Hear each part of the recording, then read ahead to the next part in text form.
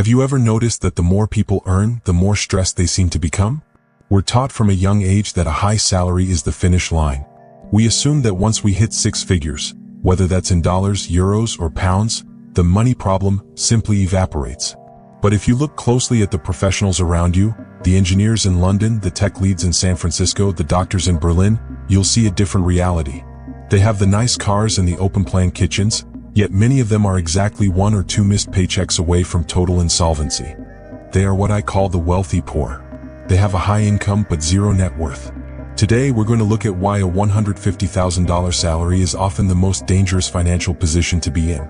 We'll break down the math of why high earners are retiring later than ever, and more importantly, how to ensure you aren't one of them. Let's look at a typical professional in a major US or European city. Let's call him Mark. Mark is 32, working in corporate finance or tech. He earns $120,000 a year. On paper, he's in the top 10% of earners. You should feel rich. But let's look at the math. After taxes in a place like New York or Paris, that $10,000 a month immediately shrinks. In many cases, he's taking home closer to $6,500 or $7,000. Now the lifestyle begins. A standard apartment for a professional of his status in a safe, central neighborhood? $2,800. He needs a car, not a luxury one, just a nice European sedan or a modern SUV. Between the lease and insurance, that's $800. Student loans from that prestigious degree? $600. Then there's the hidden cost of being a high earner, the social tax. Dinners with colleagues, high-end groceries, the gym membership that matches his office building. Before Mark has even considered saving a penny, $5,500 of his $7,000 is gone. He's left with $1,500. He feels successful, but he's actually operating on a razor-thin margin. The mistake Mark is making isn't that he's spending money. It's that he's outsourcing his future to maintain a present he can barely afford. This brings us to the hidden financial flaw, the cost of upkeep. In physics, there's a concept called entropy. In finance, we have lifestyle entropy. Every time your income rises, your minimum required spend tends to rise with it. Think about the math of a $50,000 car versus a $15,000 car. It isn't just the $35,000 difference. It's the premium fuel. It's the $400 oil changes.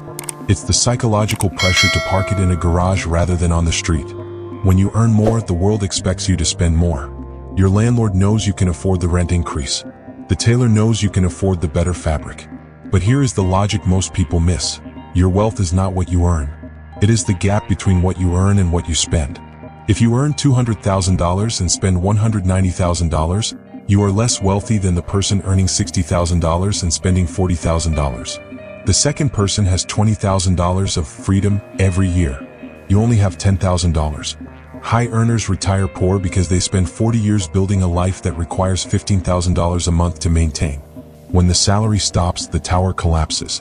So, why do intelligent people fall for this? It's rarely about greed. It's about social signaling. We use our spending to tell the world where we sit in the hierarchy. For a young professional, a cheap watch or an old car feels like a confession of failure. We buy things to look the part. There's also a phenomenon called hedonic adaptation. That first pay raise felt incredible.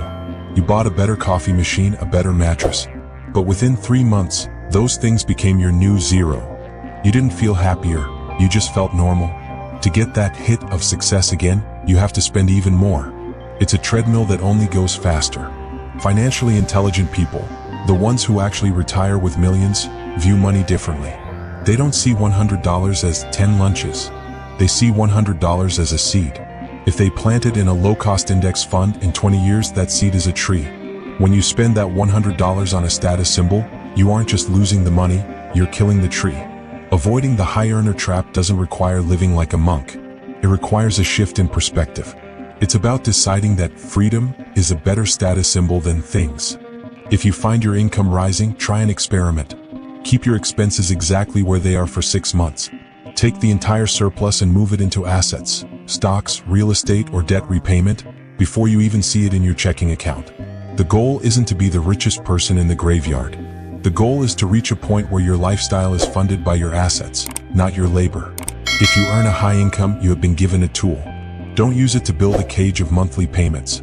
Use it to build a door to your own independence. It's a quiet, unemotional process. but it's the only one that works. If this perspective resonated with you, consider subscribing to Capvora Capital.